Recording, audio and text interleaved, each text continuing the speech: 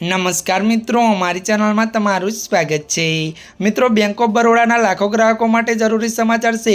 भारतीय reserve bank द्वारा जाहिर क्षेत्रनी बैंक ने पोतानी मोबाइल एप बोलबोर्ड पर नवा ग्राहकों जोड़वा पर तात्कालिक प्रभावथी प्रतिबंध लगावी दीधो छे, जेनो अर्थ ए छे के हवे बैंक ऑफ बरोड़ा आ एप पर नवा ग्राहकों नहीं जोड़ाई सके। जो कि बैंक ऑफ बरोड़ा जूना ग्राहकों पर तेनी असर नहीं पड़े।